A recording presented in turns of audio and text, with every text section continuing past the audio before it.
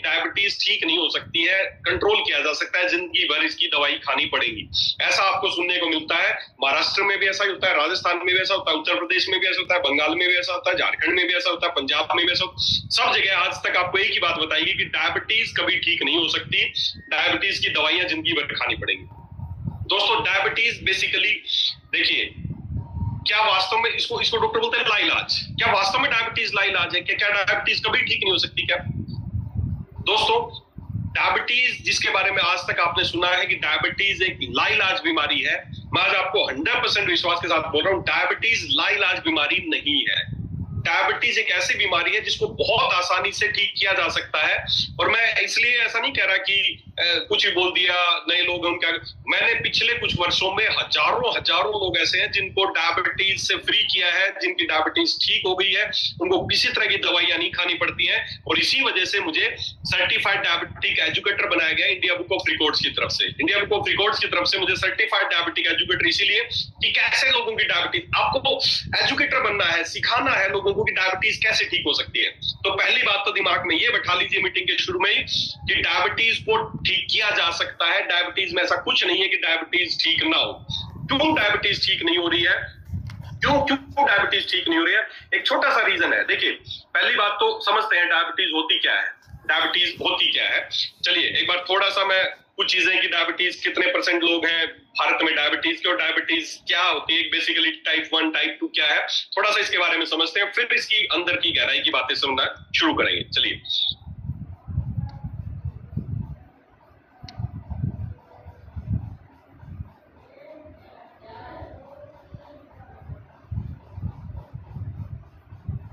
मैं उम्मीद करता हूं कि मेरी स्क्रीन आप लोगों को दिख रही होगी।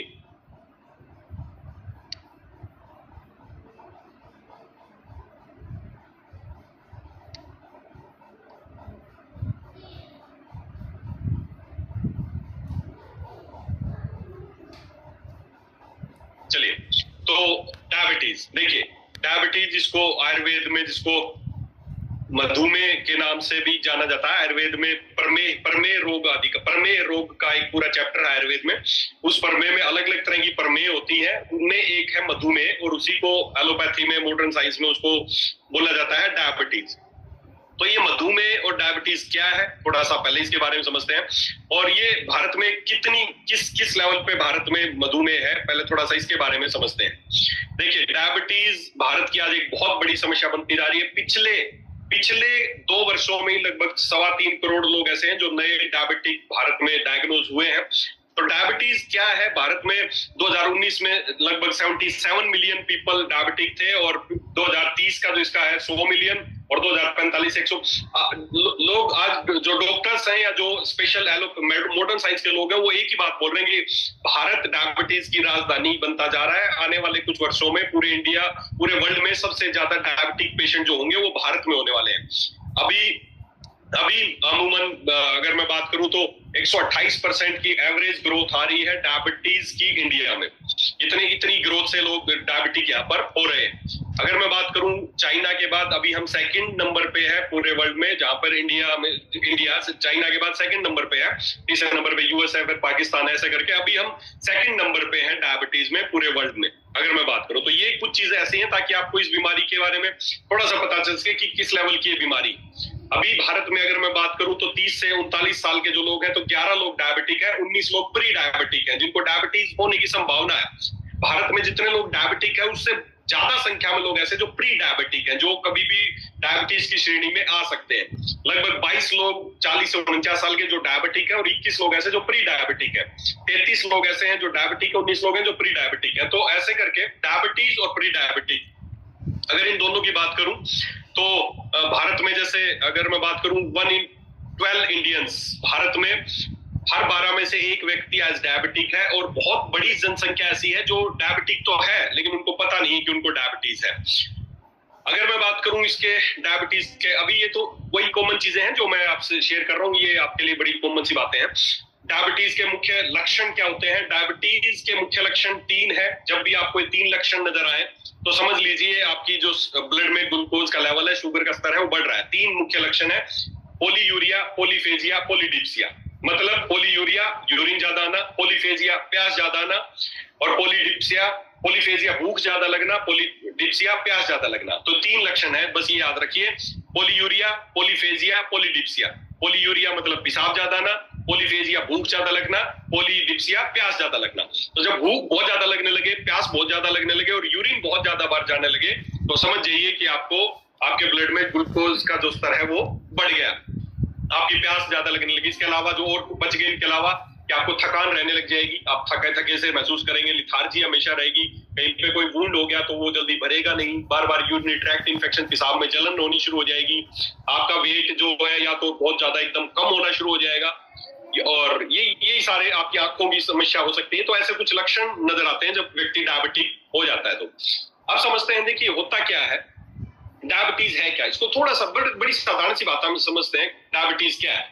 डायबिटीज क्या है, ये आप सामने देख रहे हो, एक येलो कलर का जो एक ऑर्गन है, ये हमारा पेनक्रियाज है। पेनक्रियाज, इसको अगर मैं हिंदी में या आयुर्वेद की भाषा में अगर मैं बात करूं तो अग्नाशय है, ये अग्नाशय, ये हमारा आमाशय है, फिर उसके बाद अग्नाशय है, ऐसे करके। तो ये हमारा अग्नाशय है, पेनक्रियाज जिसको बोलते हैं।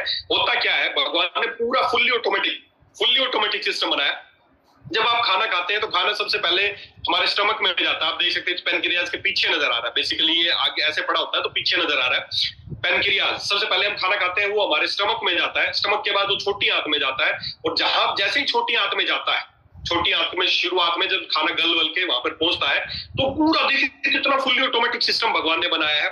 जैसे ही वहां पहुंचता है तो 2 लोगों को सूचना दी जाती है, लीवर को सूचना हो जाती है और पेनक्रियाज को सूचना मिल जाती है कि खाना यहाँ पर आ गया है। जैसे ही खाना वहां पहुंचता है, उनको पहले ही सूचना मिल जाती है कि इतने सेकंड पे यहाँ पर खाना पहुंचेगा, और जैसे ही वहां पे खाना पहुंचता है, लीवर क्या करता है, बाइल भेजने लग जाता है वहां पर, और पेनक्रियाज इंसुलिन भेजने लग जाता है, और वो दोनों फूड में वहां पर मिल जाते हैं। वो पूरा फुल्ली ऑटोमेटिक सिस्टम है, इसमें पूरा किसी को बताने की जरूरत नहीं। जैसे ही खाना वहां पर पहुंचता है, पेनक्रियाज इंसुलिन डाल देता है, उधर से बाइल आ जाता है, बाइल अपने डाइजेशन शुरू कर देता है, और जो इंसुलिन आया उसका काम क्या है, जो भी ग्लूकोज है, जो कार्बोहाइड्रेट जो आपने खाई है, उसको पचाने का काम करता है। उसको इंसुलिन एक तरीके की चाबी है, इंसुलिन चाबी है कि आपके जो ग्लूकोज जो आपने खाया वो आपकी कोशिकाओं के अंदर चला जाए, ये एक चाबी है इंसुलिन। तो वो इंसुलिन इसमें मिल जाता है, तो जो भी आप मीठा, कार्बोहाइड्रेट, ग्लूकोज कुछ भी खाए हैं, वो आपकी कोशिकाओं में चला जाएगा, और आप उनको एनर्जी मिलेगी। क्योंकि एनर्जी हमें किससे मिलती है? देखो, शुगर खतरनाक चीज नहीं है, शुगर अच्छी चीज है। आपको जो काम करने के लिए एनर्जी आती है, वो ग्लूकोज से ही आती है, ग्लूकोज मीठे से ही आती है। बस समस्या क्या है, आपकी जो ग्लूकोज जो एक नॉर्मल स्तर होना चाहिए, वो स्तर से बढ़ के ज्यादा हो गई आपके ब्लड में, तो उसको डायबिटीज का नाम दिया, उसको हाइपरग्लाइसीमिया या शुगर का उसको नाम दिया गया है। तो बेसिकली शुगर एक काम की चीज है, एक ग्लूकोज हमारे बहुत काम की चीज है, उसी से हमारी कोशिकाओं को कार्य करने की एनर्जी आती है। लेकिन वो कोशिकाओं में कब जाएगी? जब इंसुलिन की चाबी लगेगी। इंसुलिन एक चाबी है, वो लगेगी, खुल जाएगा, सेल्स के दरवाजे खुल जाएंगे और ग्लूकोज अंदर चला जाएगा और वो अपने काम करने लगेंगे। अब होता क्या है, किसी कारणवश मान लेते हैं, किसी कारणवश, अब ये दो तरह की डायबिटीज है। आप पहले उस पर चलते हैं। जब ये हमारा पेनक्रियाज है, आप देख सकते हैं ये पेनक्रियाज है येलो कलर का, और जो ये है छोटी आंत जो राउंड है, इस पे आप एक छेद में देखिए, इसकी अंदर की नलकी है, ऊपर से जो ग्रीन कलर का नजर आ रहा है वो लीवर की नलकी है, वो भी यहीं पर आके खुलती है। वो बाइल वो गॉल ब्लैडर है, जो आपको ऊपर ग्रीन कलर का नजर आ रहा है, वो पित्त की थैली है, और ऊपर लीवर है। कई लोग बोलते हैं गॉल ब्लैडर में स्टोन है, तो डॉक्टर क्या करते हैं, इस गॉल ब्लैडर स्टोन को ही निकाल देते हैं। देखो, बेसिकली उसका जिक्र आ गया इसलिए थोड़ा सा बता रहा हूं। ये गॉल ब्लैडर स्टोन, ये जो है ना पित्त की थैली, जिसको गॉल ब्लैडर आप लोग बोलते हैं, डॉक्टर्स आज एलोपैथी में एक ही काम करते हैं। जैसे ये जो नलकी दिख रही है ना, ऊपर लीवर से ग्रीन कलर की एक नलकी आ रही है, और फिर साइड में ये जो पेन इसके ये इधर अब ये जो साइड से आ रही है, ये गॉल ब्लैडर से आ रही है। तो अब डॉक्टर्स क्या करते हैं, डॉक्टर्स जब भी आप पित्त की थैली पथरी हो जाती है, तो इस पित्त की थैली की जो ये नलकी आ रही है, यहाँ पर गांठ एक धागा बांधते हैं और इसको कट के निकाल देते हैं कि इसको अब इसका कोई काम नहीं है। देखिए दोस्तों, इसका बहुत बड़ा रोल है। हमारा लीवर क्या है, वो 24 घंटे बाइल बनाता रहता है, ड्रॉप ड्रॉप ड्रॉप ड्रॉप बनाता रहता है। लेकिन क्या हम 24 घंटे खाना खाते हैं? क्या आप हमेशा खाना खाते रहते हैं? नहीं खाते। लेकिन लीवर बाइल हमेशा सिक्रीशन करता रहता है।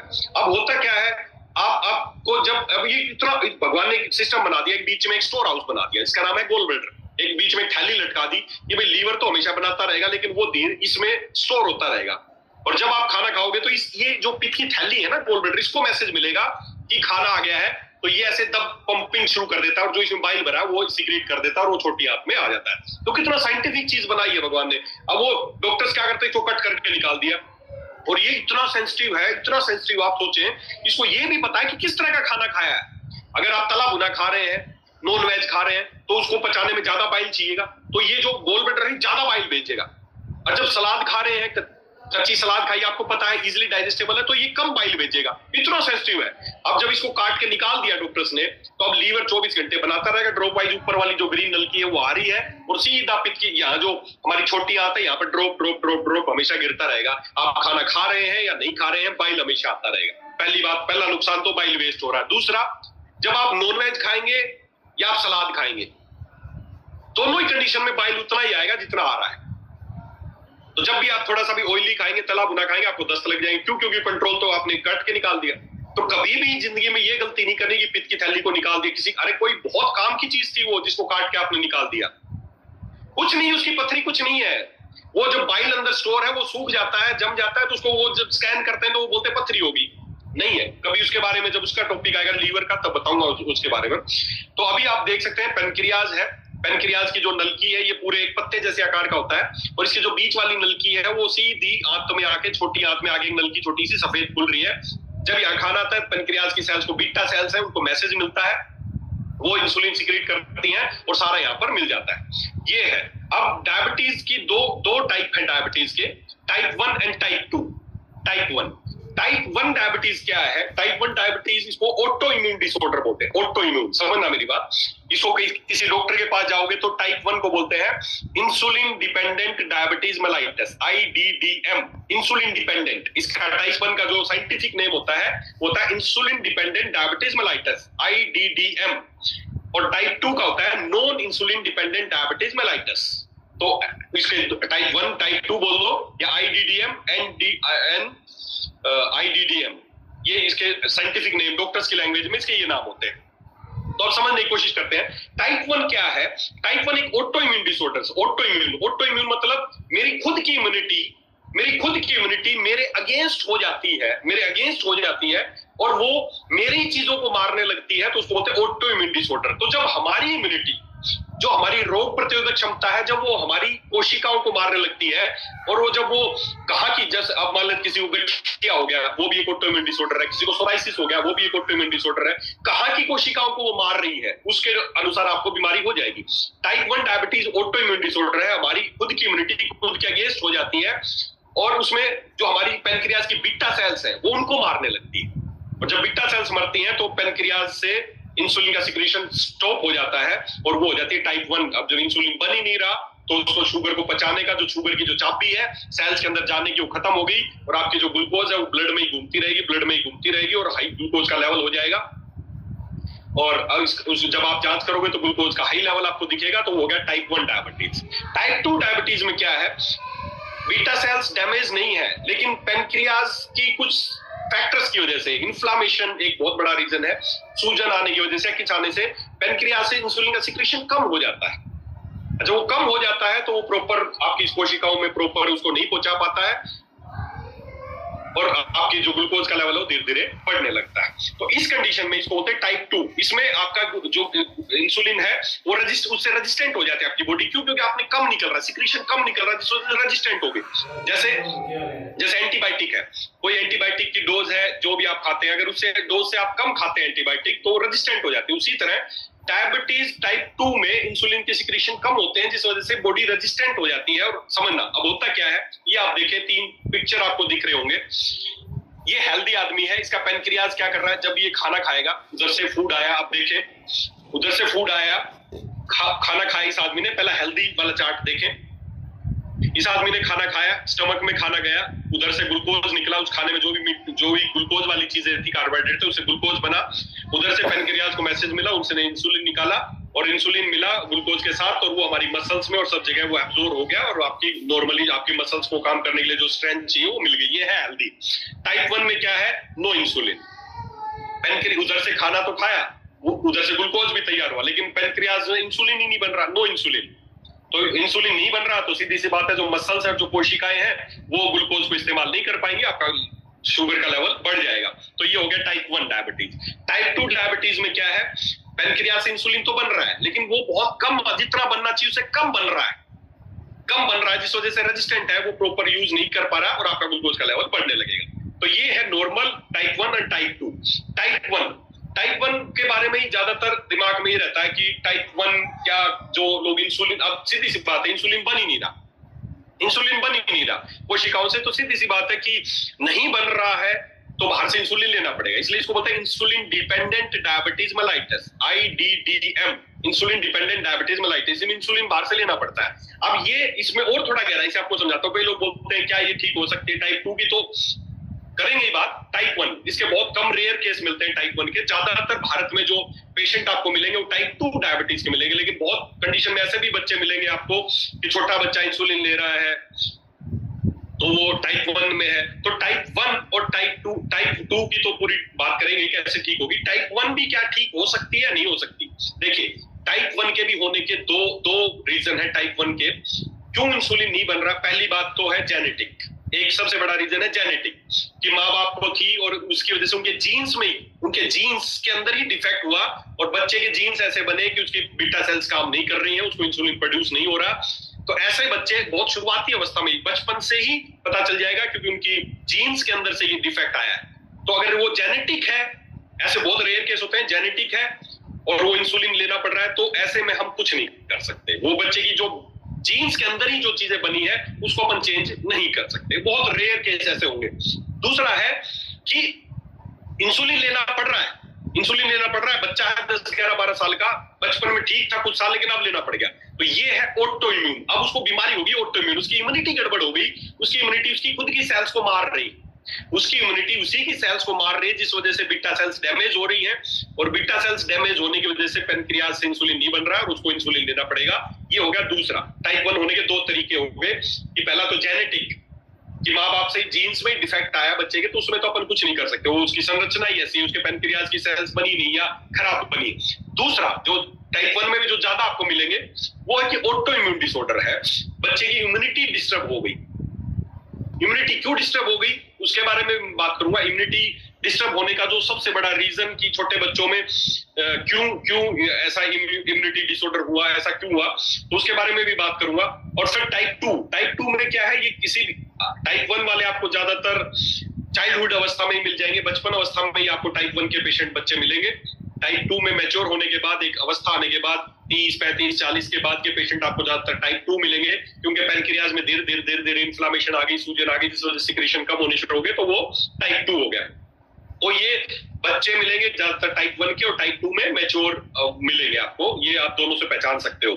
और दूसरा सीधी सी बात है, टाइप 1 को इंसुलिन ही देना पड़ेगा क्योंकि इंसुलिन बन नहीं रहा है। टाइप 2 में इंसुलिन बन तो रहा है, कम बन रहा है या अच्छा नहीं बन रहा है, तो उसको सुधारना। ये दो काम हमें, अगर आप इनको ठीक करना चाहते हैं तो इन पे आपको करना पड़ेगा। अब ये तो हो गया डायबिटीज। अब इसमें सीधी सी बात है, ये देखिए मान लेते हैं हमारी ब्लड वेसल है, इसमें ग्लूकोज घूमना चाहिए। इसमें ग्लूकोज आप देख सकते हैं येलो कलर के जो ग्लूकोज के दाने, अब ये थोड़े थे, नॉर्मल था, लेकिन जैसे ही ग्लूकोज के स्तर बढ़ने लगता है ब्लड में, तो आप देख सकते हैं येलो डॉट्स बढ़ गए, तो ये हाई ग्लूकोज हो गया। अब पहली बात देखिए, बड़ी गहराई से सोचना, हमें बहुत गहराई से सोचना है। अब होता क्या है, ये तो होगी डायबिटीज क्या है, टाइप 1 क्या है, टाइप 2 क्या है, ये आपको समझ में आ गया होगा। अब डॉक्टर्स क्या करते हैं इसका इलाज, अभी जो एलोपैथी में डॉक्टर्स क्या इलाज करते हैं, कुछ दवाइयां हैं, वो दवाइयां आपको देते हैं, और वो दवाइयां क्या करती हैं, जो ये ब्लड में आपके जो ग्लूकोज का लेवल बढ़ गया है वो इसको कम कर देती है, इसको कम कर देती है। कैसे कम करती हैं? अब पहली बात तो थोड़ा सा मैं और आपको और गहराई से बता दूं कि जैसे हमने बात की थी कि अब शुगर के लक्षण होते हैं, क्या लक्षण, पोलीयूरिया, पोलीफेजिया, पोलीडिप्सिया, भूख ज्यादा, प्यास ज्यादा, पेशाब ज्यादा। अब ये क्यों होंगे लक्षण, अब ये जब समझना हर चीज को, जब ब्लड में ग्लूकोज बढ़ने लगता है, खून में ग्लूकोज पड़ा है लेकिन इंसुलिन नहीं है, प्रॉपर नहीं है, तो जो कोशिकाओं की जो चाबी लगनी है वो नहीं लगी। कोशिकाएं जो है ना हमारी सेल्स, उसको कार्य करने के लिए ग्लूकोज चाहिए। अब ब्लड में सामने तो पड़ा है लेकिन वो अंदर नहीं जा पा रहा है, सामने है, खून में पड़ा है, ग्लूकोज बढ़ रहा है, लेकिन कोशिकाएं उसको ले नहीं पा रही, इंटेक नहीं कर पा रही, मसल्स कोशिकाएं उसको इंटेक नहीं कर पा रही है। जब इंटेक नहीं कर पाएंगी तो शरीर में कमजोरी होने लगेगी, और शरीर एक ही बात बोलेगा कि आपके शरीर को जरूरत है, तो बार बार भूख लगेगी, कुछ खाओ, चाहिए आपको कुछ, अंदर पड़ा है, कोशिकाएं भूखी मर रही है, सीधी सी बात है, साधारण लैंग्वेज में समझे, अंदर खाना पड़ा है, कोशिकाओं के सामने खाना पड़ा है, लेकिन बीच में एक मिरर, एक शीशे की एक लाइन लगा दी है, भूखी है वो, इसलिए आपको बार बार भूख लगेगी, प्यास लगेगी, बार बार खाओ, कुछ खाओ बार बार। अब जब ब्लड में ग्लूकोज ज्यादा बढ़ने लगेगा तो किडनी एक्टिवेट हो जाएगी कि ग्लूकोज ज्यादा बढ़ रहा है, इसको निकालो बाहर, गलत चीज है, बढ़ रही है, इसको निकालो बाहर, किडनी उसको निकालना शुरू कर देंगी। तो ये 3 लक्षण आएंगे, भूख ज्यादा, प्यास ज्यादा और पेशाब ज्यादा। तो समझ जाओ कि आपका ग्लूकोज लेवल बढ़ने लगा है। तो ये इस तरीके से इन 3 लक्षण के माध्यम से आप पहचान सकते हैं कि मेरा ग्लूकोज लेवल, पसीना ज्यादा आने लगेगा, शरीर अपने आप, शरीर आप समझे, ये जो ग्लूकोमीटर है ना, जिसको इतना कंपलसरी बना दिया ग्लूकोमीटर कि हर घर में मिलेगा, हर शुगर के मरीजों को ग्लूकोमीटर मिलता है। ग्लूकोमीटर 1990 में बना है। अब लगता है इतना, जो क्या 1990 से पहले शुगर नहीं होती थी क्या? ये डायबिटीज आज एक बहुत बड़ा बिजनेस है। ये इसके ऊपर बहुत बड़ा, भारत का अरबों खरबों रुपए का बजट लगता है इस डायबिटीज के ऊपर। ये बहुत बड़ा बिजनेस है। ये बहुत, मैं भारत की अगर लोगों की बात करूं ना, भारत में शुगर की गोली की बात करूं तो आज भारत में करोड़ों लोग ऐसे हैं जो शुगर की गोलियां खा रहे हैं, शुगर की गोलियां खा रहे हैं। अगर मैं एक आदमी का 5 से 10 रुपए के खर्चा मानूं तो भारत में रोजाना लगभग 500 करोड़ रुपए की गोलियां बिकती हैं शुगर की, और डिवाइस बिकती हैं, ग्लूकोमीटर बिकता है, फलाना बिकता है। बहुत बड़ा बिजनेस बन गई है बीमारी। दोस्तों, ये बीमारी इतनी कॉम्प्लिकेटेड नहीं है जितनी इसको बना दिया गया है। तो ये तो बात थी अभी तक जो कॉमनली जो जाननी चाहिए, बड़ी साधारण सी बातें थी कि ग्लूकोज टाइप 1 टाइप 2 क्या होता है और ग्लूकोज लेवल बढ़ने लगता है, उसके क्यों लक्षण आते हैं। क्योंकि कोशिकाएं भूखी मर रही हैं, उनको एनर्जी नहीं मिल रही, तो भूख बार बार ज्यादा लगेगी। शरीर अपने आप उसको रिकमेंड उसको करेगा कि भूख ज्यादा एनर्जी चाहिए, तो ज्यादा खाना खाओ, ज्यादा पानी पियो। किडनी फिल्टर करने लग जाएंगी कि इसको निकाल दो ज्यादा से ज्यादा बाहर, इसलिए पेशाब बार बार आएगा। कमजोरी होने लग गई, क्योंकि खा तो रहे हो लेकिन कोशिकाओं को खाना नहीं मिल रहा है, तो भूख ज्यादा, प्यास ज्यादा, पेशाब ज्यादा और कमजोरी, ये सारे लक्षण आपको आने लगेंगे। इसके अलावा आपके कुछ सिम्टम्स, आपको पसीना ज्यादा आने लगेगा, क्योंकि शरीर अपने आप कोशिश करता है कि निकालो, एक्सेस चीज को बाहर निकालो। तो निकलने के 2 ही तरीके हैं, यूरिन से निकलेगा, स्किन से निकलेगा। तो आपको ज्यादा पसीना आने लगेगा। आयुर्वेद में एक ही बात बताई गई, पहले कोई ग्लूकोमीटर नहीं था। खाना खाने के बाद अगर किसी व्यक्ति को यहां से ऊपर ज्यादा पसीना आने लगता है तो समझ जाओ उसका ग्लूकोज लेवल नॉर्मल से ज्यादा है। बस सीधा सा पहचान था, क्योंकि शरीर अपने आप शरीर से चीजों को बाहर निकालने लगता है। तो अगर खाना खाने के बाद आपको, कुछ लोगों को ज्यादा पसीना आता है तो उनको ये लक्षण हो सकता है कि उनकी डायबिटीज बढ़नी शुरू हो रही है। अब बात करते हैं कि ठीक है, समझ में आ गया कि डायबिटीज ये है। अब इसको डॉक्टर्स कैसे ठीक करना चाहते हैं? डॉक्टर्स को कैसे ठीक करना चाहते हैं? डायबिटीज जब आपने शुरुआत कहां से हुई समझना, पेनक्रियाज ने प्रॉपर काम नहीं किया। बात यहां से शुरू हुई कि पेनक्रियाज को जो प्रॉपर काम करना चाहिए था उसने नहीं किया। अब नहीं किया तो क्या होगा, ग्लूकोज का जो लेवल है वो ब्लड में बढ़ना शुरू हो गया। क्यों? क्योंकि उसको जो खोलने की चाबी थी वो उसने नहीं दी। अब डॉक्टर क्या करते हैं, गोलियां शुरू करते हैं, दवाई शुरू करते हैं। ये दवाइयां क्या करती हैं, ये दवाइयां आपके ब्लड में जो ग्लूकोज का लेवल बढ़ गया है उसको कम कर देती है, ये उसको कम कर देती है। अब इसके 2 बड़े नुकसान हो गए, दो नुकसान हो गए इसके। पहली बात तो उन्होंने कम कैसे किया, अब ब्लड में कोई चीज घूम रही है तो ये दवाई ऐसी तो नहीं है, ये दवाई ऐसी चीज तो नहीं है कि उसको खा जाएंगे ग्लूकोज को, ना। ये दवाइयां एक ट्रिक अपनाती हैं। गोलियां क्या करती हैं, मेटफॉर्मिन, ग्लिसराइड, क्रिप्रामाइड, ये जो दवाइयां चलती है ना, ये बहुत बड़ा स्कैम है। पहली बात सुन लो, मेरी बात ध्यान से सुन लो, भारत में जितने लोग हर साल शुगर से मरते हैं ना, उससे कहीं ज्यादा लोग शुगर की दवाइयों से मरते हैं।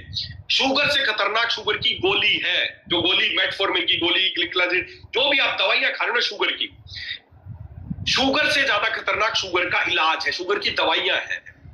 और सही पूछो तो ना, ये जो मेटफॉर्मिन की गोली, जो आज भारत में हर शुगर के व्यक्ति को मेटफॉर्मिन की गोली दी जा रही है, हर शुगर के मरीज को जो मेटफॉर्मिन की गोली खिलाई जा रही है, ये जो दवाइयां खिलाई जा रही है, ये मेटफॉर्मिन की गोली, पहली बात तो ये विदेशों में बैन है। इंडिया के अलावा और जो कंट्रीज है उसमें ये बैन है। क्यों बैन है? क्योंकि जहरीली टैबलेट है, ये किडनी को डैमेज करती है, किडनी को और लीवर को डैमेज करने की इससे खतरनाक गोली कोई नहीं हो सकती। अब होता क्या है, ये मेटफॉर्मिन, और सही पूछो ना कितना खिलवाड़ है आपके स्वास्थ्य के साथ, आप समझ सकते हैं। मेटफॉर्मिन की गोली जब पहली बार बनी थी ना, डिस्कवर हुई थी, तो पता है किस चीज की गोली थी? टाइफाइड की गोली थी। टाइफाइड बुखार के लिए बनी थी मेटफॉर्मिन की साल्ट। जब टाइफाइड के मरीजों को दिया गया तो इसका एक साइड इफेक्ट आया कि उनकी ग्लूकोज डाउन हो गई, उनकी शुगर कम हो गई। तो दिमाग में ऐसा लगा इसको शुगर की गोली बना दो, और शुगर की गोली बना दी इसको। ये जो दवाइयां है ना, अब दवाइयां क्या करती हैं, दवाइयां समझना, ये दवाइयां क्या करती हैं, आपके ब्लड में जो फालतू ग्लूकोज घूम रहा है ना, ये क्या करती है, उसको कहीं ना कहीं ठिकाने लगा देती है। कहां लेके जाएंगी उसको, कहां लेके जाएंगी, ये कहीं ना कहीं उसको ठिकाने लगा देती है। कहां ठिकाने लगाएंगी? जहां भी छुपने की जगह है उसको किडनी में स्टोर कर देंगी, उसको आपके ज्वाइंट्स में स्टोर कर देंगी, आपके हार्ट में स्टोर कर देंगी। ये बस ट्रिक है कि जो फालतू घूम रहा था उसको इधर उधर छुपा दो। कोई इंस्पेक्शन आता है ना, आपके घर में कचरा पड़ा है, मान लो आपके कोई संस्था में कचरा बिखरा हुआ है, कोई इंस्पेक्शन की टीम आ गई जांच करने, तो आप क्या किया, सफाई तो नहीं हो, क्या करें उस कचरे को इधर उधर बैठ के नीचे छुपा दिया, कहीं छुपा दिया आपने। बिल्कुल यही काम इन टैबलेट्स का है। ये टैबलेट क्या करती हैं, आपके जो ग्लूकोज बढ़ा हुआ है ना खून में, उसको इधर उधर छुपा देती है, आपके ज्वाइंट्स में डिपॉजिट करना शुरू कर देती हैं, आपके लीवर में डिपॉजिट करना शुरू कर देती हैं, आपके हार्ट में डिपॉजिट करना शुरू कर देती हैं, बस छुपा देती है, ताकि उसके बाद जब ब्लड आप जांचेंगे तो आपकी शुगर नॉर्मल आनी शुरू हो जाएगी। डॉक्टर बोलेंगे देखा इस गोली खाने से तेरी शुगर नॉर्मल आनी शुरू होगी, अब ये गोली तेरे को जिंदगी भर खानी, ये गोली अब तेरे को जिंदगी भर खानी। अब इससे दो नुकसान हो गए। पहला नुकसान तो ये कि जो एक्सेस जो शुगर है वो कहां जमनी शुरू होगी, आपके ज्वाइंट्स में, आपके लीवर में, आपके हार्ट में, और जहां जहां वो जमेगी आपको वहां की आने वाले कुछ समय में बीमारियां होनी शुरू हो जाएंगी। और क्या बोलेंगे, आपको डायबिटीज की वजह से आपके ज्वाइंट खराब हो गए, डायबिटीज की वजह से आपको हार्ट की समस्याएं होगी, डायबिटीज की वजह से आपके आंखों की समस्या होने लगी। डायबिटीज की वजह से नहीं हुआ, डायबिटीज की गोली ने जो चमत्कार किया उसकी वजह से हुआ। ये उस गोली ने क्या किया, ग्लूकोज ब्लड से कम करने के लिए आप छुपा दिया सब जगह, और जहां जहां छुपाया वहां की समस्या आने लगी। वो डॉक्टर के पास जाओगे, वो ये नहीं बताएगा गोली खाने से हुआ, बोलेगा ठीक है अब आंख का इलाज और शुरू करो, घुटने का इलाज और शुरू करो, इसकी गोली और शुरू करो। एक गोली से शुरू हुआ था और इतनी गोलियां खाने लगे। शुगर की वजह से नहीं हो रहा, शुगर की जो दवाई खाई उसकी वजह से ऐसा हो रहा है, लेकिन डॉक्टर्स नहीं बताएंगे क्योंकि बिजनेस बढ़ रहा है, सबका बिजनेस बढ़ रहा है। पहले उसका एक का ग्राहक थे, धीरे धीरे आप और डॉक्टर्स के भी ग्राहक बनने शुरू हो गए, और उन्होंने भी अपनी दवाई आपको खिलानी शुरू कर दी। पहले शुगर की खा रहे थे, फिर किडनी की खानी शुरू कर दी, फिर हार्ट की भी जुड़ गई, ऐसे करके बिजनेस, बहुत बड़ा बिजनेस है ये। अभी से एक नुकसान तो ये हुआ कि आपके अंग धीरे धीरे और खराब होने लगे। दूसरा अब जब ब्लड में शुगर का लेवल कम कर देती है ना, ये ब्लड से हटा देती है, तो पेनक्रियाज को मैसेज मिलता है कि ब्लड में ग्लूकोज ओके है, तेरे को काम करने की जरूरत नहीं है, और पेनक्रियाज अपना काम और कम कर देता है। बीमारी साली क्या थी, पेनक्रियाज काम कर रहा है, कम काम कर रहा है, और गोली देने के बाद क्या, उसने काम और कम कर दिया। तो बीमारी बढ़ी या घटी गोली लेने के बाद? सीधी सी बात है, बढ़ी। पेनक्रियाज, उनके पास ऐसे कोई ट्रीटमेंट नहीं है, ऐसी कोई गोली नहीं है कि जाए और पेनक्रियाज को बोले कि तू अपना काम बढ़ा। उनका काम है जो ग्लूकोज ब्लड में घूम रहा है उसको बस इधर उधर ठिकाने लगा दो, बस ये उनका काम है। इस ठिकाने लगाने से दो नुकसान हुए, पेनक्रियाज ने भी काम और कम कर दिया, और जो और अंगों में जहां जहां शुगर उसने छुपाई वो सब गलने लगे, वो खराब होने लगे। तो दोस्तों, दवाई, पहली बात तो दवाई, क्या कोई, अब ये शुगर की गोली जब तक कोई आदमी खाता रहेगा, समझना, जब तक खाता रहेगा तब तक उसका पेनक्रियाज कभी काम नहीं करेगा। क्यों? क्योंकि जो काम पेनक्रियाज को करना चाहिए था वो किससे कर रहे हो आप, गोली से कर रहे हो। तो क्या पेनक्रियाज को काम करने की जरूरत है? नहीं है, नहीं करेगा, कभी नहीं करेगा। मैं आप में से किसी भी व्यक्ति को बोल दूं आपके काम क्या है, आपका काम है घर के लिए पैसा कमाना, परिवार के लिए अच्छी सुख सुविधाएं करना। मैं आप में से एक व्यक्ति को बोल दूं कि ठीक है मैं आपको एक बढ़िया सा बंगलो बना के देता हूं, एसी लगा देता हूं, उसमें टीवी लगा देता हूं, आपकी सब सुविधा के सारे सामान कर देता हूं, हर महीने का राशन दूंगा, मैं सब करूंगा आपके लिए। तो ईमानदारी से बताओ, किसी भी व्यक्ति के लिए अगर मैं ऐसा कर दूंगा तो क्या वो कुछ काम करेगा? काम करने की जरूरत है उसको? नहीं है, निशल्ला हो जाएगा, बैठ जाएगा। क्यों? हो रहे बैठे बैठाए सारे काम। पेनक्रियाज का काम था शुगर कम करना, और कर किससे रहे, गोली से। तो क्या वो काम करने की जरूरत है? नहीं है, बैठ जाएगा। धीरे धीरे धीरे धीरे धीरे पेनक्रियाज अपना काम कम करता जाएगा और दवाई की डोज बढ़ती जाएगी। आप मेरे को एक बात, समझदार आदमी हो सभी लोग, दिमाग से सोचो, आज तक पूरे जिस राज्य से आप, उस पूरे राज्य का जिक्र नहीं है, पूरे भारत में नहीं, पूरे ब्रह्मांड में कोई भी एक भी व्यक्ति बता दे कि एलोपैथिक गोली खाने से किसी की शुगर ठीक हुई हो? किसी की नहीं हो सकती, हो संभावना ही नहीं है कि हो। क्यों? क्योंकि शुगर का इलाज नहीं है, इलाज करने का तरीका जो अपना रहे हैं वो तरीका गलत है। शुगर का इलाज नहीं है। अगर उसके शुगर क्यों हुई है, पेनक्रियाज काम नहीं कर रहा, या बीटा सेल्स क्यों, ऑटोइम्यून डिसऑर्डर क्यों हुई, मैं बताऊंगा आपको। क्यों हमारी कोशिकाएं मर रही हैं, उस कारण पे कोई काम नहीं कर रहा, सब ग्लूकोज बढ़ेगी इसको साले घटाने में लगे हुए सब। शुगर का इलाज नहीं है, 100% ठीक हो सकती है, इलाज करने का तरीका गलत है। अब आप खुद सोचो, क्या शुगर की गोली खाता रहेगा तब तक पेनक्रियाज को काम करने की जरूरत पड़ेगी? नहीं पड़ेगी। तो क्या जब तक कोई शुगर का मरीज शुगर की गोली खाता रहेगा, क्या संभावना है उसकी शुगर कभी ठीक हो जाए? कभी नहीं हो सकती, कभी नहीं हो सकती। गोली, शुगर तो ठीक होगी नहीं, दूसरे अंग और बहुत जल्दी खराब होने लगेंगे, कुछ दिनों में किडनी खराब हो जाएगी, हार्ट की समस्याएं बढ़ने लगेंगी, ज्वाइंट्स में जहां जहां शुगर डिपॉजिट होगी इन्फ्लामेशन बढ़ती आएगी, और जहां इन्फ्लामेशन होगी वहां की बीमारी आपको लगनी शुरू हो जाएगी। सीधी सी बात। तो पहली बात तो दवाई दवाई किसी भी तरह की शुगर की बीमारी को ठीक नहीं कर सकती। आप मेरी बात से सोचो, अगर शुगर की गोली अगर शुगर की बीमारी को थोड़ा सा भी ठीक करती हो, थोड़ा सा भी 0.1% भी ठीक करने में हेल्प करती हो, थोड़ा थोड़ा सा भी ठीक करती हो, तो आप एक बात बताओ, थोड़ा थोड़ा ठीक करते करते करते करते करते करते सालों सालों बाद दवाई की डोज कम होनी चाहिए या बढ़नी चाहिए? अगर आज थोड़ा सा ठीक किया, कल थोड़ा सा ठीक किया, परसों थोड़ा सा, 0.1% भी दवाई ठीक करती हो, तो कुछ समय बाद दवाइयों की डोज कम होनी चाहिए या बढ़नी चाहिए? खुद सोचो दिमाग से। अगर दवाई थोड़ा सा भी ठीक करती हो तो दवाई की डोज धीरे धीरे क्या होनी चाहिए? कम होनी चाहिए। लेकिन वो क्या रहा है, साल आज 500 mg की गोली की जरूरत है तो अगले साल 200 mg की गोली चाहिए, अगले साल 500। तो बीमारी ठीक हो रही है या बढ़ रही है? आज 100 mg से काम चलता था, कल 200 mg खानी पड़ेगी, 500 mg खानी पड़ेगी। दवाई बीमारी को ठीक नहीं कर सकती है। ये तो बीमारी को कंट्रोल भी नहीं, बीमारी को बढ़ा रही है, आपको ग्राहक बना रही, कस्टमर बना रही है आपको। अगर दवाई थोड़ा सा ठीक करते हो तो दवाई की डोज घटनी चाहिए। हो क्या रहा है, दवाई की डोज बढ़ रही है, तो साली बीमारी बढ़ रही है या घट रही है? खुद सोचो आप।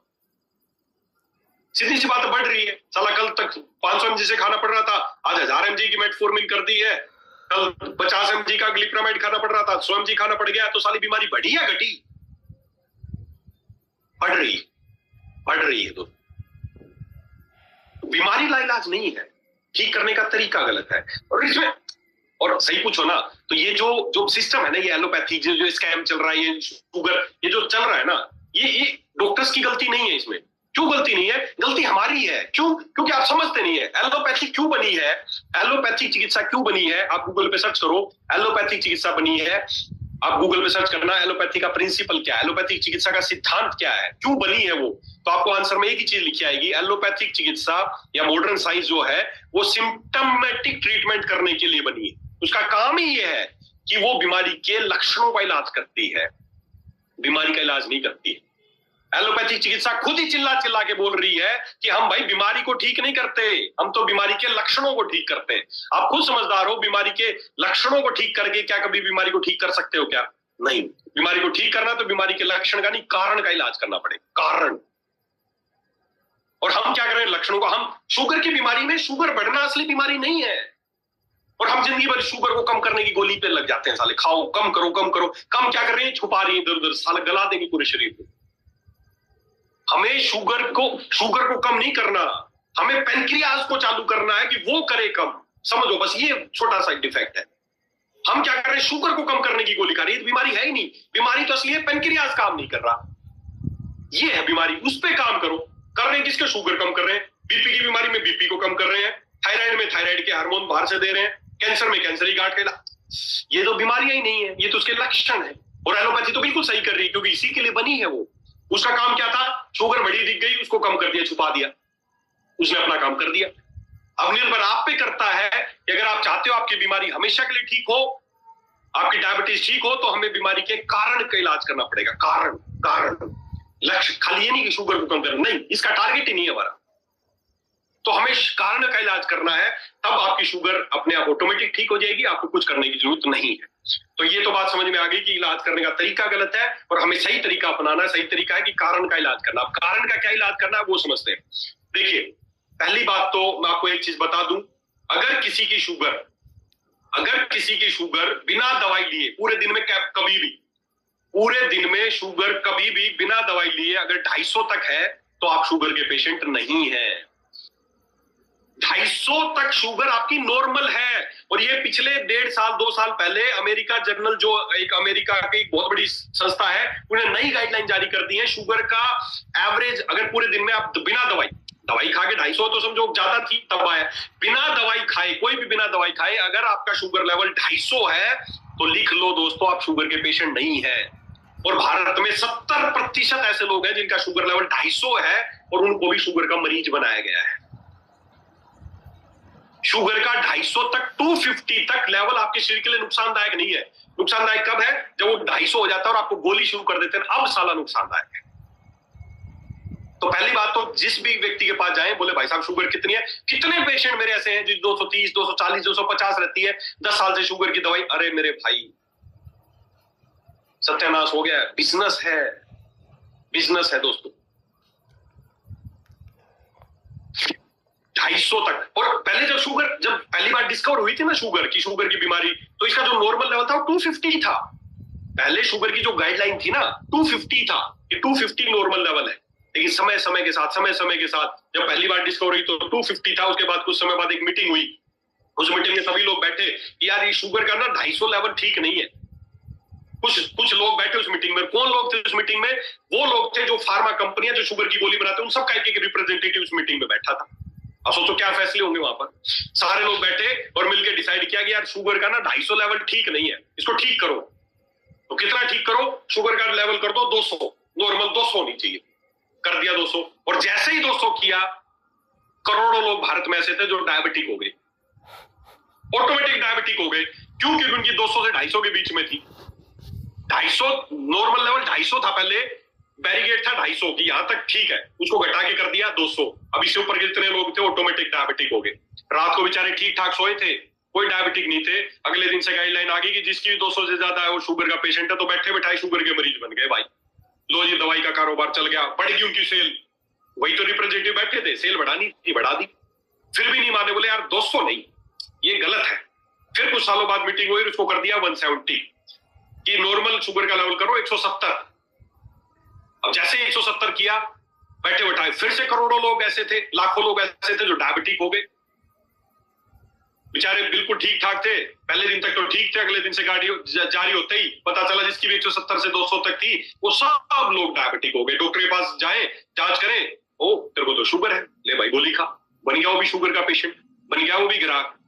तो ऐसे करते करते करते करते इसका लेवल आज बोलते हैं खाली पेट 110 होना चाहिए, 110 होना चाहिए, 70, बल्कि लिखने लग गया अब 70 से 110, अभी 110 तक मानते हैं।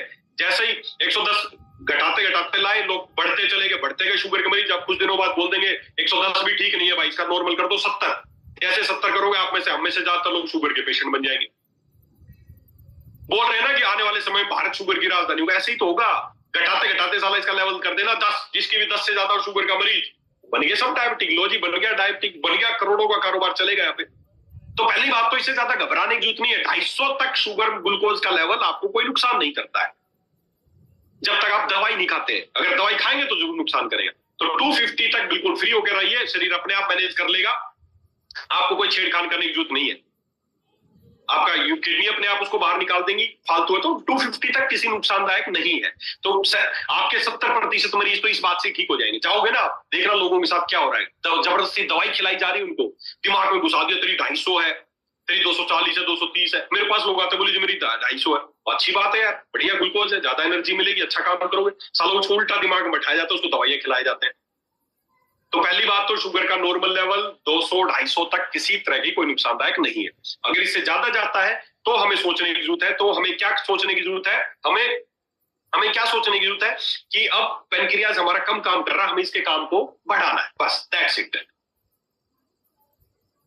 अब इसके जो पहली बात, जो ऑटोइम्यून जो डिसऑर्डर है, बेसिकली क्यों मर रही है हमारी बीटा सेल्स, हमारी खुद की इम्यूनिटी हमारी बीटा सेल्स को क्यों मार रही है? इसका एक बहुत बड़ा रीजन है। जब बच्चों में ना, जब देखिए बहुत सारे लोग, आप इस बात से, मेरी बात से ज्यादा अगर सहमत ना हो, आपके अपने पक्ष हैं, आप उसको इस्तेमाल कर सकते हैं। लेकिन बेसिकली बीटा सेल्स को डैमेज होने का एक रीजन बताता हूँ। बच्चों को जब अर्ली अवस्था से ही जब उनको दूध पिलाया जाता है, भैंस का दूध पिलाया जाता है, गाय का दूध पिलाया जाता है, बकरी का दूध पिलाया जाता है, तो जो ये सबसे बड़ा रीजन डायबिटीज का, सबसे बड़ा रीजन बच्चों को टाइप 1 ऑटोइम्यून डिसऑर्डर होने का, वो है मिल्क प्रोटीन, दूध वाला प्रोटीन। बेसिकली सिद्धांत तो ये बोलता है, प्रकृति तो ये बोलती है, जिस प्राणी का दूध है वो उसके बच्चे के लिए बना है। जिस प्राणी का दूध बना है वो उसके बच्चे के लिए। गाय का दूध बहुत अच्छा होता है लेकिन गाय के बछड़े के लिए। भैंस का दूध बहुत अच्छा होता है लेकिन भैंस के बच्चे के लिए। हमारी माँ का दूध बहुत अच्छा था, हमारे लिए था। इस सृष्टि में हम ही एक ऐसे जीव हैं जो साला दूसरे प्राणी का दूध पीते नहीं। तो कोई भी प्राणी दूसरे प्राणी का दूध नहीं पीता है। हमें छोड़ के कोई भी ऐसा जीव जंतु नहीं है जो दूसरे प्राणी का दूध पीता हो। शेर भी क्या करता है, शेर को अगर गाय मिल जाएगी तो गाय को ही खा जाएगा, ये ऐसा नहीं गाय का दूध पी जाएगा। दूध केवल हम ही है जो दूसरा। बेसिकली दूध का जो प्रोटीन है, ये बहुत बड़ा मिसकंसेप्शन हमारा शरीर करता है। दूध का जो प्रोटीन है उसको हमारा शरीर, जो बाहर जैसे गाय का दूध, भैंस का दूध, बकरी का दूध, फलाना का दूध, और इसमें खासकर भैंस का दूध, वो जो दूध की जो प्रोटीन की संरचना है ना, हमारा शरीर क्या करता है, उसको फॉरेन बॉडी समझता है, उसको फॉरेन बॉडी समझता है और उससे लड़ता है। बहुत बड़ा रीजन बता रहा हूँ पेनक्रियाज के डैमेज होने का, पेनक्रियाज डायबिटीज का बहुत बड़ा रीजन बता रहा हूँ आपको। हमारे जो मिल्क प्रोटीन, जो बाहर के जानवरों का दूध पीते हैं ना, वो मिल्क प्रोटीन की संरचना मिलती है फॉरेन, उसको बॉडी, हमारी फॉरेन बॉडी समझती है, उसको अटैक करती है, उसको अटैक करती है कि ये दुश्मन है, इसको मारो, हमारी इम्यूनिटी उसको मारती। अब दुर्भाग्य एक बात का है कि मिल्क प्रोटीन की जो संरचना है वही संरचना हमारी बीटा सेल्स की। अब मान लेते हैं आपके शहर में एक आतंकवादी घुस गया, अब पुलिस को खबर होगी कि आतंकवादी घुसा है, इंटेलिजेंस को खबर होगी, तो उसने पुलिस को सारी सूचना नाके पे दे दी, एक आतंकवादी घुस गया है और जहां दिखे उसको गोली मार दो। अब बोलेंगे जी आतंकवादी घुस गया, कैसे पहचानेंगे? बोलेंगे जी उसकी ना दाढ़ी है बड़ी बड़ी और मूंछ है उसकी बहुत बड़ी बड़ी, बस ऐसा आदमी दिखते ही गोली मार दो। अब पुलिस को ऐसा आदेश दे दिया कि जिसकी भी बड़ी बड़ी मूंछ है, जिसकी बड़ी बड़ी दाढ़ी है, वो आतंकवादी, उसको गोली मार दो। अब होगा क्या? जो भी बड़ी मूंछ और बड़ी दाढ़ी वाला दिखेगा पुलिस उसको गोली मार देगी। होगा या नहीं होगा? ऐसा मिसकंसेप्शन हो गया। क्यों? क्योंकि पहचान क्या बताई? बड़ी मूंछ और बड़ी दाढ़ी। अब ऐसा ही मिल्क प्रोटीन के साथ है, जब मिल्क प्रोटीन की संरचना शरीर बता देता, गाइडलाइन जारी कर देता है, फॉरेन है, फॉरेन बॉडी, मारो इसको। अब साला वैसी फॉरेन बॉडी, वैसी ही संरचना हमारी बीटा सेल्स की है। बस यही दुर्भाग्य है, हमारा शरीर बीटा सेल्स को ही मारने लगता है, खुद की बीटा सेल्स को ही मारने लगता है और उससे सिक्रीशन कम हो जाता है या नहीं होता है। बस ये है डायबिटीज,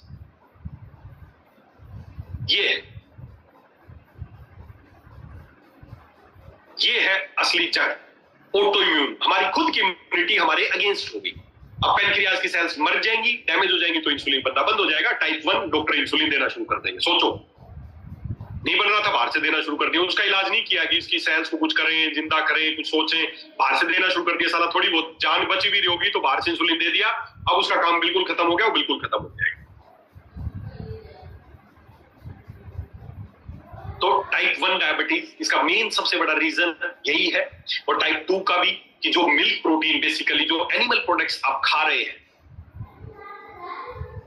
वो आपकी बॉडी मिस, सबका साथ नहीं होता, लेकिन किसी किसी के साथ जब उसको फॉरेन बॉडी समझती है और उसकी एवज में हमारी खुद की बीटा सेल्स मरने लगती हैं, तो इसकी वजह से हमें समस्या आती है और हमारी पेनक्रियाज कम काम करने लगता है। तो सीधी सी बात है, हमें अब टाइप 1 अगर ठीक हो सकती है, कब हो सकती है? मान लेते हैं कोई व्यक्ति है, आज कोई बच्चा है 12 साल का है, इंसुलिन ले रहा है, आज वो उसने इंसुलिन लेना शुरू कर दिया। कई बार में लोग मेरे पास आते हैं, सर 12 साल का बच्चा है, इंसुलिन ले रहा है, क्या ठीक हो सकता है? इंसुलिन छूट सकता है? मैं उससे एक ही बात पूछ रहा हूँ, कब से ले रहा है? आपको भी ऐसा ही पूछ रहा है, कब से ले रहा है? समझना मेरी बात। अगर बच्चा वो बोले कि जी आज 12 साल का है, लेकिन जब ये 6 साल का था तब से ले रहा है, तो मना कर देना दोस्तों, नहीं होगा, ठीक नहीं होगा। क्यों नहीं होगा? जिस दिन से इंसुलिन लगना शुरू हो जाता, मेरी बात समझना, जिस दिन से इंसुलिन लगना शुरू हो गया बच्चे को, उस दिन से उसके पेनक्रियाज का काम खत्म हो गया। अब वो पेनक्रियाज उस दिन से डेड है। अब बच्चा 6 साल का था, उसका पेनक्रियाज भी 6 साल का था, इंसुलिन देना शुरू किया, पेनक्रियाज 6 साल का रह गया, लेकिन आज बच्चे की उम्र कितनी है? 12 साल। पेनक्रियाज 6 साल का ही है, बच्चे की उम्र कितनी होगी? क्योंकि उस दिन के बाद पेनक्रियाज की ग्रोथ तो खत्म, क्योंकि बाहर से इंसुलिन देना शुरू कर दिया आपने। अब बच्चा हो गया 12 साल का, पेनक्रियाज है 6 साल का। अगर आप उसको जिंदा भी कर दोगे तो भी पूरी बॉडी की जो रिक्वायरमेंट है ग्लूकोज की करने की, वो नहीं संभाल पाएगा, इसलिए उसकी डायबिटीज ठीक नहीं होगी। हाँ, बच्चा 12 साल का है, इंसुलिन कब से चला है? अभी चला है, 6 महीने से, 1 साल से, 2 साल से, ज्यादा हम इतना गैप कवर कर सकते हैं, 1 साल 2 साल, बस 3 साल। अगर 10 साल से 5 साल से ले रहा है इंसुलिन, तो हाथ जोड़ लेना यार, अब कोई सोल्यूशन नहीं है, क्योंकि उसका पेनक्रियाज, उस जिस उम्र पे पेनक्रियाज इंसुलिन लगना शुरू हुआ, उसी पे पेनक्रियाज की ग्रोथ रुक गई। आज उसकी जो एज है, वो गैप देख लो, अगर वो गैप बहुत ज्यादा है, 4-5 साल से ज्यादा है, तो अब आप उसको ठीक नहीं कर पाओगे, क्योंकि उसका पेनक्रियाज उस दिन से डेड हो गया। तो टाइप 1 जिसका भी इंसुलिन लग रहा है, अगर बहुत लंबे समय से लग रहा है तो उसको आप नहीं कर पाएंगे। अगर वो जेनेटिक है, 1-2 केस मिलेंगे जेनेटिक है, तो भी आप ठीक नहीं कर पाएंगे। लेकिन हाँ, अगर अभी शुरू हुआ है, कुछ दिन हुए, तो हमारे पास संभावना है कि हम उसकी बीटा सेल्स को अभी जिंदा कर सकते हैं, उसको मर रही है उसको वापस रिकवरी भी कर सकते हैं, ऐसी संभावना है। और वो संभावना कब होगी? पहली बात तो क्यों मर रही है? क्योंकि मैं देख रहा हूं बच्चों को डायबिटिक टाइप 1 है, इंसुलिन दे रहे हैं, भर भर के सुबह शाम दूध भी पिला रहे हैं, डॉक्टर भी मना नहीं कर रहे। जब तक वो मिल्क प्रोटीन लेता रहेगा, जब तक एनिमल प्रोटीन लेता रहेगा, तब तक उसकी डायबिटीज ठीक होने की संभावना नहीं है। हाथ जोड़ देना कि भाई साहब, बच्चा दूध दही लस्सी बच्चा ले रहा है, यही तो रीजन है मेन, और वही ले रहा है, तो क्या ठीक करोगे क्या? तो डायबिटीज वाला व्यक्ति अगर डायबिटीज ठीक करना चाहता है तो सबसे पहला काम उसको यही करना पड़ेगा। टाइप 1 वाले को तो कंपलसरी है कि उसको दूध दही लस्सी बंद करना पड़ेगा, स्ट्रिक्टली बंद करना पड़ेगा, हर हालत में बंद करना पड़ेगा अगर आप उसका इंसुलिन छुड़वाना चाहते हो तो। टाइप 2 में भी छोड़ देंगे तो पेनक्रियाज जल्दी ठीक होगा, अगर नहीं छोड़ पाएंगे मिल्क प्रोटीन तो समस्या थोड़ी ज्यादा आएगी। तो पहली बात तो कि हमें जो ये रीजन है जिस वजह से आपका पेनक्रियाज डैमेज हो रहा है इसको दूर करना है। तो पहली बात तो मिल्क प्रोटीन, जो भी एनिमल प्रोटीन, एनिमल से मिलने वाला कोई भी प्रोटीन, चाहे वो मिल्क प्रोटीन हो, चाहे वो नॉन वेज हो, मांस मच्छी अंडा कुछ भी, एनिमल प्रोटीन हमें नहीं लेना। पहली बात, जिसको डायबिटीज हो गया, जिसको नहीं हुआ चल रहा है ठीक है, अच्छी बात है, आपकी बॉडी उसको मिस नहीं कर रही है, मिसकंसेप्शन नहीं कर रही है, लेकिन जिसको डायबिटीज हो गया है उसको मेरी हाथ जोड़ के विनती है कि उसको एनिमल प्रोटीन नहीं लेना। अब करना क्या है, तो करना क्या है, पहली बात तो जब इसकी वजह से ऑटोइम्यून डिसऑर्डर की वजह से या किसी भी वजह से पेनक्रियाज क्यों काम कम कर रहा है, क्योंकि उसके अंदर इन्फ्लामेशन आ जाती है, सूजन आ जाती है। तो मैं ट्रीटमेंट बता देता हूं आपको कि अब हमें ट्रीटमेंट क्या करना है। तो अब ये तो हो गया कि अब ठीक है, ये सब समझ में आ गया क्यों हो रही है, वो भी समझ में आ गया कि हमारी खुद की सेल्स हमारे पेनक्रियाज को मारने लगती हैं या फिर समय के साथ पेनक्रियाज पे इन्फ्लामेशन आ जाती है किसी और रीजन से। एक तो हो गया ऑटोइम्यून, उसकी वजह से भी इन्फ्लामेशन आ गई, या किसी और वजह से उम्र बढ़ने के साथ साथ धीरे धीरे पेनक्रियाज पे इन्फ्लामेशन आ गई, सिक्रीशन कम हो गया, तो टाइप 2 हो गया। तो अब इसको ठीक कैसे करना है, इसको रिकवर कैसे करना है, तो उसके लिए बहुत सारी चीजें हैं। जैसे मैं फिर से मेरी एक बार स्क्रीन शेयर करूं।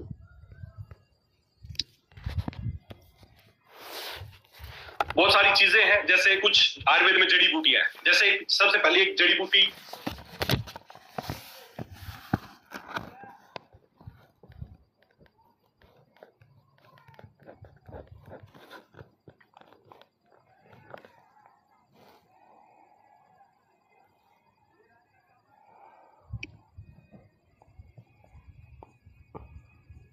एक बार दोबारा से शेयर करता हूं।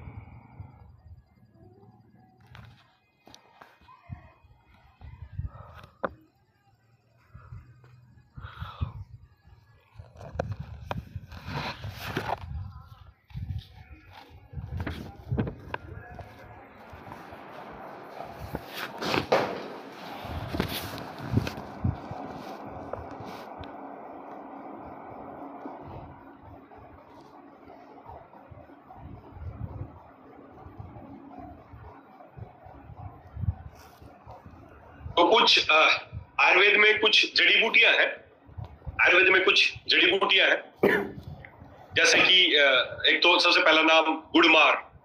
गुड़मार एक क्या है, एक मैजिकल रेमेडी है डायबिटिक पेशेंट के लिए। ये दोनों में काम करती है, टाइप 1 एंड टाइप 2 डायबिटीज में दोनों में काम करती है। ये क्या करती है, ये लेवल ऑफ इंसुलिन का बॉडी में बढ़ाती है। ये उनकी तरह एलोपैथिक गोलियों की तरह नहीं है कि शुगर बढ़ गई थी उसको छुपा दिया। गुड़मार क्या करती है, गुड़मार एक मैजिकल रेमेडी है जो इंसुलिन के सिक्रीशन को बॉडी में बढ़ाती है। तो ऐसी कुछ आयुर्वेद में जड़ी बूटियां हैं। बेसिकली हमें कारण पे काम करना है। तो गुड़मार क्या करता है, आपके पेनक्रियाज के फंक्शन को बढ़ाता है, आपके शुगर के मेटाबॉलिज्म को बढ़ाता है, डाइजेस्टिव सिस्टम को स्टिमुलेट करता है और इस तरीके से शुगर को नॉर्मल करता है। ये शुगर को कम नहीं करता, ये पेनक्रियाज को। कारण क्या है, पेनक्रियाज काम कम कर रहा है। क्यों कर रहा है, या तो ऑटोइम्यून डिजीज की वजह से या इन्फ्लामेशन किसी और वजह से आ गई। तो गुड़मार एक बहुत बड़ी इंपॉर्टेंट चीज है, गुड़मार। दूसरा उसके बाद जैसे करेला भी क्या करता है, करेला एक बहुत शानदार रेमेडी है। ये आपके पेनक्रियाज को, इसका काम मेनली करेले का क्या है, ये बहुत सारी डिजीज में काम करता है, लेकिन इसका बेसिकली काम क्या है, ये पेनक्रियाज को जो सूजन आ गई है उसको ये दूर करता है। इसके अलावा जामुन क्या करता है, जामुन का जो मेन फंक्शन क्या है, जामुन का मेन फंक्शन है कि ये आपके मतलब जो भी मैं हर्ब्स बता रहा हूँ, इनका मेन काम क्या है कि आपके पेनक्रियाज को, जो बीमारी की जड़ है, जहां से बीमारी शुरू, उस पे काम करते हैं। तो चाहे वो करेला हो, नीम हो, गुड़मार हो, जामुन हो, ये सारी चीजें। दूसरा, अब अगर आप चाहते हैं ये बीमारी को परमानेंटली ठीक करना, तो दो चीजों का हमें ध्यान रखना पड़ेगा। एक तो हमें कुछ आयुर्वेदिक रेमेडी अपनानी पड़ेगी, दूसरा है आपकी डाइट, आपकी क्या खाना चाहिए। जैसे मैंने बताया, मेन रीजन क्या है, एनिमल प्रोटीन जा रहा है, बॉडी मिसकंसेप्शन कर रही है, पेनक्रियाज की सेल डैमेज हो रही है। तो दो चीजों पे अभी हम बात करनी है। एक तो आयुर्वेदिक रेमेडी, क्या आयुर्वेद में ऐसी चीजें दी गई हैं जो पेनक्रियाज पे काम करेंगी, और एक है दूसरा फूड, क्या हमें क्या डाइट लेनी चाहिए। मैं आपको एक डाइट बताऊंगा, या आयुर्वेदिक अपना रेमेडी बताऊंगा, ये दोनों इस्तेमाल कर लेना। अगले 3 दिन बाद अगर जो मैं डाइट बताऊंगा ना, स्ट्रिक्टली अगर ये डाइट अपना लोगे तो 3 दिन बाद आपको डायबिटीज की गोली खाने की जरूरत नहीं पड़ेगी। अगले 72 घंटों में डायबिटीज की गोली छूट सकती है। अगले 3 दिन के अंदर, अगले 72 घंटों के अंदर शुगर की गोली छूट जाएगी। बस एक काम करना है, जो मैं डाइट बता रहा हूं करके देख लो, एक बार फॉलो करके देख लो, और जो मैं ये बता रहा हूं रेमेडी ये इस्तेमाल करनी। ये कुछ हर्ब्स है, तो ये कुछ हर्ब्स है। पहली बात तो पहले मैं हर्ब्स पे बात करूंगा, तो नीम, करेला, जामुन, गुड़मार, ये कुछ हर्ब्स है। उसके अलावा असली जो चीज है वो है हल्दी। हल्दी बीमारी की मेन जड़ है। सूजन आ गई, इन्फ्लामेशन आ गई है पेनक्रियास में, जिसकी वजह से सिक्रीशन नहीं कर रही है या कम कर रही है। अब वो चाहे ऑटो इम्यून खुद की सेल्स मार रही, तो सूजन, कहीं मारोगे तो सूजन आएगी ना, तो सूजन आ गई है, तो सूजन को दूर करना है, और उसके लिए है हल्दी। और हल्दी के अंदर क्यों सूजन कम करती है? क्योंकि उसमें मिलता है कुरकुमिन, इसलिए हमने हल्दी का जो मेन एक्टिव इंग्रेडिएंट है उसको निकाला। इसलिए डायबिटीज जिसकी भी आप ठीक करना चाहते हैं, सबसे पहले उसको क्या रिकमेंड करना है? उसको देना है कुरकुमिन टैबलेट।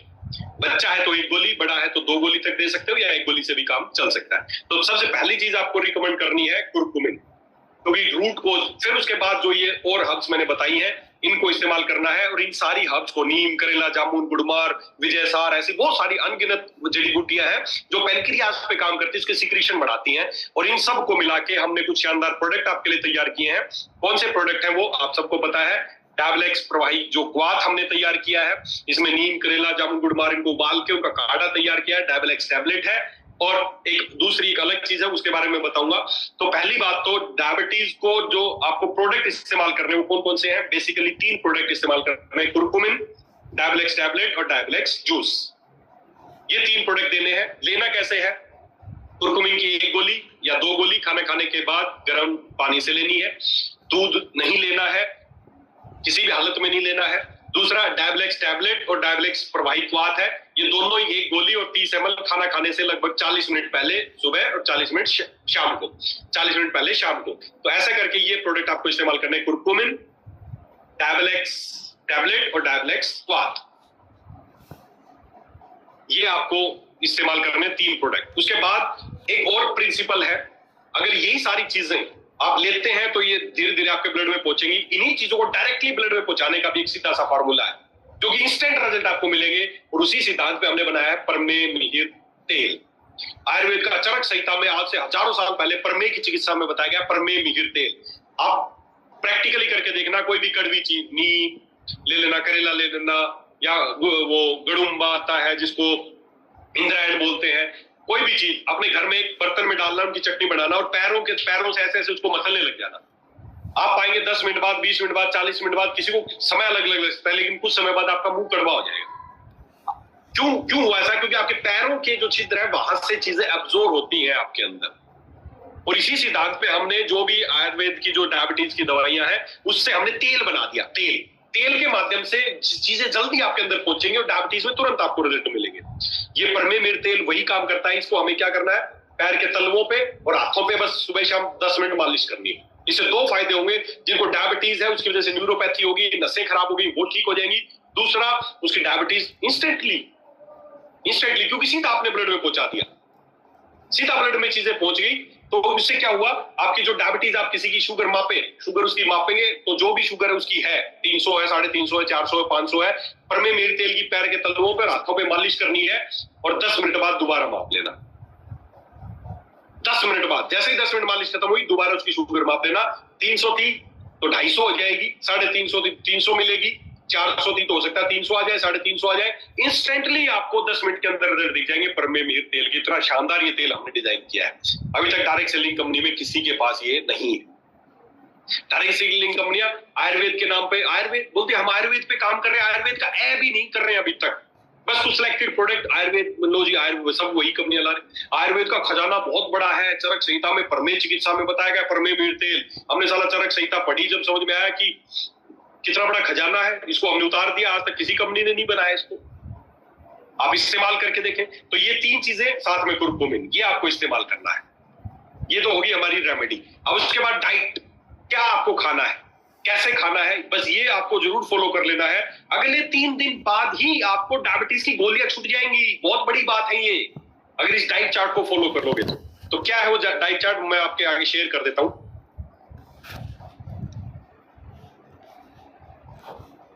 देखो क्या क्या करना है, बस छोटे से दो दो चीज, एक छोटा सी सिंपल सी चीज है, हमें पेनक्रियाज को चालू करना है, पेनक्रियाज की सेल्स को जिंदा करना है। मेरी बात सुनो, आज से पहले जो भी सुनाओ भूल जाओ एक बार इसके बारे में।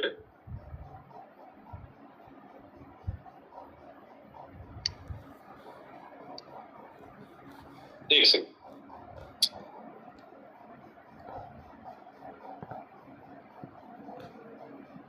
पेनक्रियाज की सेल मर रही, बस सीधा सा मोटा मोटी की दिमाग में गणित बैठा लो। पेनक्रियाज की सेल मर रही है, पेनक्रियाज काम कम कर रहा है क्योंकि बीटा सेल्स नहीं मर रही है। तो कोई मरी हुई चीज को जिंदा करने के लिए जिंदा खाना खाना पड़ेगा, मरा हुआ खाना खाना पड़ेगा? आप खुद बताएं। जिंदा चीज खानी है, बस ये जिंदा चीज का मतलब जिंदा मुर्गा नहीं खा जाना, जिंदा मछली नहीं खा जानी है, लाइव फूड खाना है जिंदा। बस इस पूरे डाइट चार्ट का यही सिद्धांत है कि जिंदा खाना खाना है, जिसके अंदर ड्राइवर हो, वो खाना खाना है, ड्राइवर वाला खाना खाना है। आप एक सेब के टुकड़े को, झिल्ली को माइक्रोस्कोप के नीचे देखना, आपको उसमें चलती हुई चीजें दिखेंगी, लाइव चीजें दिखेंगी आपको। आप एक कोई भी गाजर का जूस रस निकाल के उसको माइक्रोस्कोप में नहीं दिखना, जिंदा चीजें दिखेंगी उसमें। लाइव फूड है ये, जिंदा फूड है ये, वो खाना है जिसका ड्राइवर है साथ, ये मैनेज करेगा, आपके अंदर जाएगा, आपकी कोशिकाओं को जिंदा करेगा। बस ये है सिद्धांत। हम हर खाने को क्या करें, मार के खा रहे हैं, सब्जियों को जला के खा रहे हैं, सब हर चीज को कुछ भी कुक करके खा रहे हैं, जैसे ही गर्म करते हैं जलाते हो सब मर जाता है। हमें ड्राइवर वाला खाना खाना, ड्राइवर जिस खाने का ड्राइवर बैठा हो, जिस गाड़ी, आप कौन सी गाड़ी बैठना पसंद करेंगे, जिस गाड़ी का ड्राइवर हो या जिस गाड़ी में ड्राइवर ना हो? रेस हो, उस रेस पे ईंट कुछ पत्थर रख दो और बोलो बैठ जाओ इसमें, चलेगी अपने आप। बस वही खाना खा रहे हैं। हमें जिंदा खाना खाना, लाइव फूड खाना है। और जिंदा खाना क्या है? फ्रूट्स, कच्चे फल और कच्ची सब्जियां। बस अगले एक हफ्ते करके देख लो, आपका बीपी, आपका शुगर, आपकी बीमारी कैसे धड़ाम जैसी ठीक हो जाती है, आप खुद कल्पना नहीं कर सकते। क्या खाना है? सुबह से लेके 12 बजे तक फ्रूट्स खाने, केवल सुबह उठने से लेके, सुबह 8 बजे से लेके 12 बजे तक आपको केवल फ्रूट्स खाने हैं। कौन से फ्रूट्स खाने हैं? कोई भी फ्रूट्स खाने हैं, जो भी आपको फ्रूट मिले, कोई भी फ्रूट्स खाने हैं। आम खाना है, केले खाना है, चीकू खाना है, पपीता खाना है। जितने मीठे फल खाओगे बहुत बढ़िया है। जो भी मौसमी, उस मौसम के अनुसार, अगर आम का मौसम है तो खाओ आम, नहीं है तो मत खाओ। संतरा, मौसमी, केला, जो फल खाना है खाओ। रोज 3 से 4 तरह के फल खाने हैं। और कितने खाने हैं? जितना आपका वजन है उसको 10 से गुना करो, उतने ग्राम खाने हैं कम से कम। अगर आपका वजन 60 किलो है तो आपको 600 ग्राम कम से कम फल खाने हैं। 600 ग्राम कटने के बाद आपकी प्लेट में होनी चाहिए 600 ग्राम, कम से कम 600, ज्यादा चाहे 1 किलो खाओ, 2 किलो खाओ, 4 किलो खाओ। ये है जिंदा खाना, ड्राइवर वाली गाड़ी है, मैनेज करेगा ये खाना, कहां जाना चाहिए, पेनक्रिया कहां जिंदा करना चाहिए। ये है ड्राइवर वाला खाना। इसका अंदर इसका ड्राइवर है, जिंदा चीजें हैं इसके अंदर। बस पहला काम, सुबह से लेकर 12 तक फल खाने, 3 से 4 तरह के फल खाने, चबा चबा के खाने, ढंग से खाने, एकदम गचागच नहीं, धीरे धीरे चबा चबा के खाने हैं। 3 से 4 तरह के कोई भी फल खाना, और कम से कम अगर 80 किलो का आदमी है तो 800 ग्राम, 60 किलो का आदमी है तो 600 ग्राम, 50 किलो का तो कम से कम मिनिमम। इससे ऊपर जा खाना कितना भी कम नहीं, इससे कम खाओगे तो फूड है, अगर इससे ज्यादा खाओगे तो आपकी पेनक्रियाज की सेल जिंदा होने लगेंगी, काम करने लगेंगी। इसको दवाई समझ के खा लो, बस पहला काम। दूसरा काम क्या करना है? लंच और डिनर दोनों का सेम है। लंच और डिनर, जो भी आपको खाना खाना चाहते हैं, आप छोला भटूरा खाना चाहते हैं, पूरी सब्जी खाना चाहते हैं, चावल खाना चाहते हैं, कुछ भी, जो भी खाना खाना चाहते हैं, उससे पहले जिंदा खाना खा लो थोड़ा सा।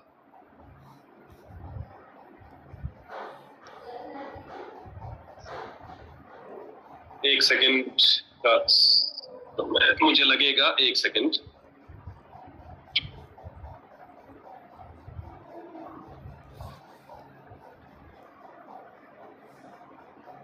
तो बस एक सिद्धांत अपनाना है कि जब भी लंच करना है और डिनर करना है, उससे पहले थोड़ा सा जिंदा खाना खा लेना है। जिंदा खाना क्या है? कच्ची सब्जियां, वेजिटेबल्स। बस हमें कच्ची सब्जी खानी है।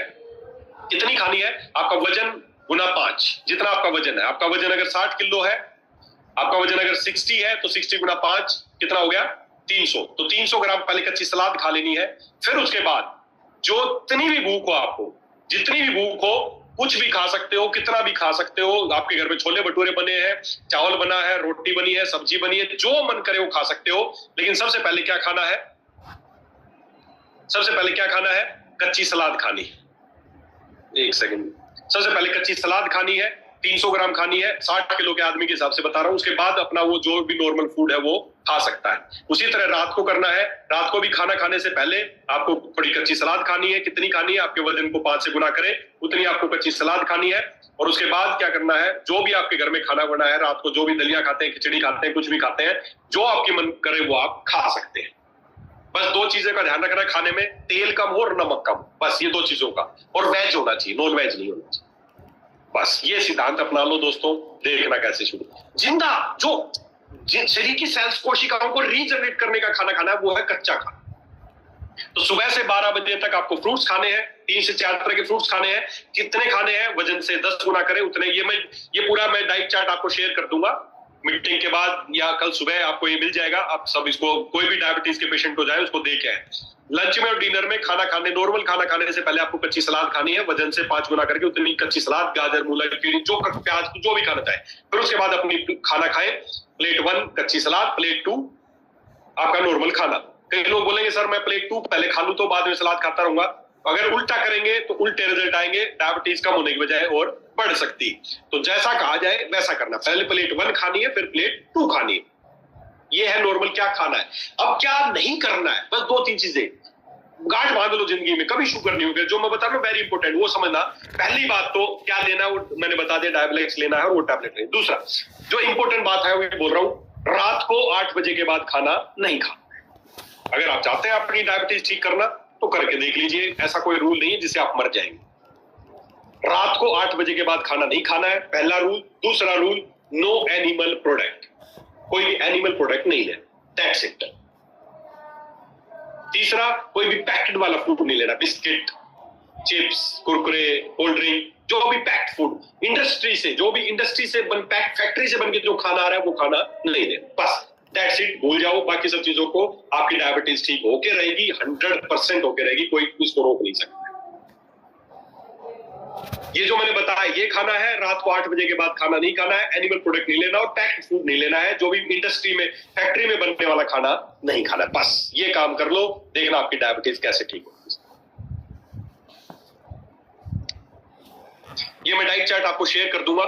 तो फिर से आपको एक बात बता दूं, सुबह से लेके 12 बजे तक बस आप दिमाग में डालो, सुबह 8 से रात 8 ये आपके खाने का पीरियड है, इसके दौरान ही खाना है। बस सुबह 8 बजे से पहले नहीं खाना, रात को 8 बजे के बाद छुट्टी हो जाती है पेनक्रियाज की, पेनक्रियाज सो जाता है।